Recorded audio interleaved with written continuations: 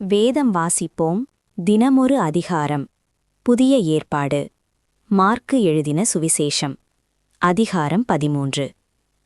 அவர் தேவாலயத்தை விட்டு புறப்படும்போது அவருடைய சீஷர்களில் ஒருவன் அவரை நோக்கி, போதகரே, இதோ இந்த கல்லுகள் எப்படிப்பட்டது, இந்த கட்டடங்கள் எப்படிப்பட்டது பாரும் என்றான்.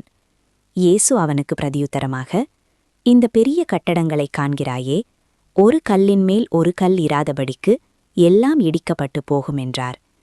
பின்பு அவர் தேவாலயத்துக்கு எதிராக ஒலிவமலையின் மேல் உட்கார்ந்திருக்கையில் பேதுருவும் யாக்கோபும் யோவானும் அந்திரேயாவும் அவரிடத்தில் தனித்து வந்து, இவைகள் எப்பொழுது சம்பவிக்கும், இவைகளெல்லாம் நிறைவேறும் காலத்துக்கு அடையாளம் என்ன, எங்களுக்கு சொல்ல வேண்டும் என்றார்கள்.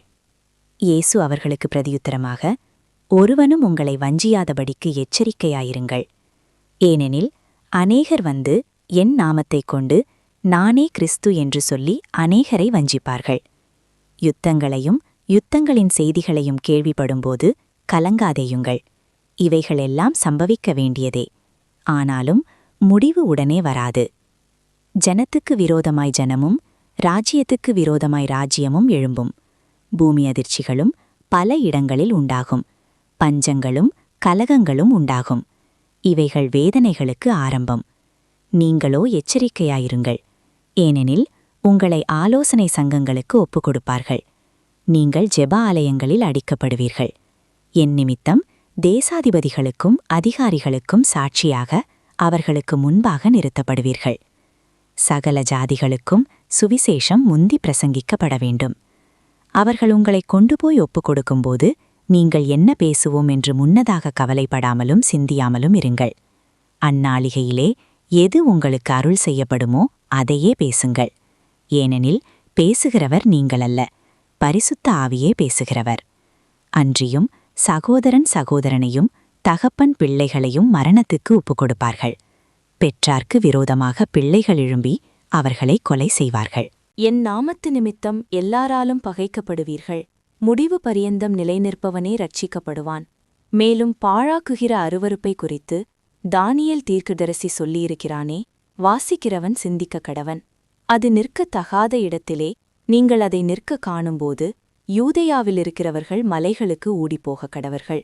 வீட்டின் மேல் இருக்கிறவன் தன் வீட்டுக்குள் இறங்காமலும் தன் வீட்டில் எதையாகிலும் எடுத்துக்கொள்ள உள்ளே போகாமலும் இருக்க கடவன். வயலில் இருக்கிறவன் தன் வஸ்திரத்தை இருப்பதற்கு பின்னிட்டு திரும்பாதிருக்க கடவன். அந்நாட்களிலே கர்ப்பவதிகளுக்கும் பால் குடிக்கிறவர்களுக்கும் ஐயோ! நீங்கள் ஓடிப்போவது மாரிகாலத்திலே சம்பவியாதபடிக்கு வேண்டிக் கொள்ளுங்கள். ஏனெனில் தேவன் உலகத்தை சிருஷ்டித்தது முதல் இதுவரைக்கும் சம்பவித்திராததும் இனிமேலும் சம்பவியாததுமான மிகுந்த உபத்திரவம் அந்நாட்களில் உண்டாயிருக்கும்.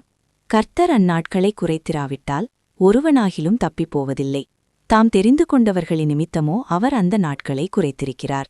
அப்பொழுது இதோ கிறிஸ்து இங்கே இருக்கிறார், அதோ அங்கே இருக்கிறார் என்று எவனாகிலும் சொன்னால் நம்பாதேயுங்கள்.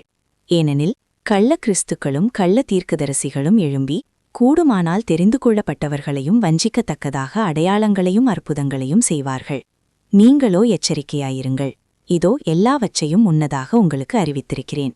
அந்நாட்களிலே அந்த உபத்திரவத்திற்கு பின்பு சூரியன் அந்தகாரப்படும், சந்திரன் ஒளியை கொடாதிருக்கும், வானத்தின் நட்சத்திரங்கள் விழும், வானங்களிலுள்ள சத்துவங்களும் அசைக்கப்படும். அப்பொழுது மனுஷகுமாரன் மிகுந்த வல்லமையோடும் மகிமையோடும் மேகங்களின் மேல் வருகிறதைக் காண்பார்கள். அப்பொழுது அவர் தம்முடைய தூதரை அனுப்பி தாம் தெரிந்து கொண்டவர்களை பூமியின் கடைமுனை முதற்கொண்டு வானத்தின் கடைமுனை மட்டுமுள்ள 4 திசைகளிலும் இருந்து கூட்டிச் சேர்ப்பார். அத்தி மரத்தினால் ஒரு ஓமையை கற்றுக்கொள்ளுங்கள். அதிலே இளங்கிளை தோன்றி துளிர் விடும்போது வசந்த காலம் சமீபமாயிற்று என்று அறிவீர்கள். அப்படியே இவைகள் சம்பவிக்கிறதை நீங்கள் காணும்போது அவர் சமீபமாய் வாசல் அருகே வந்திருக்கிறார் என்று அறியுங்கள். இவைகளெல்லாம் சம்பவிக்கும் முன்னே இந்த சந்ததி ஒழிந்து போகாதென்று மெய்யாகவே உங்களுக்குச் சொல்லுகிறேன். வானமும் பூமியும் ஒழிந்து போம், என் வார்த்தைகளோ ஒழிந்து போவதில்லை. அந்த நாளையும் அந்த நாழிகையையும் பிதா ஒருவர் தவிர மற்றொருவனும் அறியான். பரலோகத்திலுள்ள தூதர்களும் அறியார்கள், குமாரனும் அறியார். அக்காலத்தை நீங்கள் அறியாதபடியால் எச்சரிக்கையாயிருங்கள், விழித்திருந்து ஜெபம் பண்ணுங்கள். ஒரு மனுஷன் தன் வீட்டை விட்டு புரதேசத்துக்குப் போக எத்தனிக்கும்போது தன் ஊழியக்காரருக்கு அதிகாரம் கொடுத்து அவனவனுக்கு தன் வேலையையும் நியமித்து விழித்திருக்கும்படிக்கு காவல்காரனுக்கு கற்பிப்பான். அப்படியே நீங்களும் விழித்திருங்கள். ஏனெனில் வீட்டெஜமான் சாயங்காலத்திலோ நடுராத்திரியிலோ சேவல் கூவும் நேரத்திலோ காலையிலோ எப்பொழுது வருவான் என்று நீங்கள் அறியீர்கள். நீங்கள் நினையாத வேளையில் அவன் வந்து உங்களை தூங்குகிறவர்களாக கண்டுபிடியாதபடிக்கு விழித்திருங்கள். நான் உங்களுக்குச் சொல்லுகிறதை எல்லாருக்கும் சொல்லுகிறேன், விழித்திருங்கள் என்றார். ஆமீன். கர்த்தருடைய ஆசீர்வாதம் உங்கள் மேல் இருப்பதாக.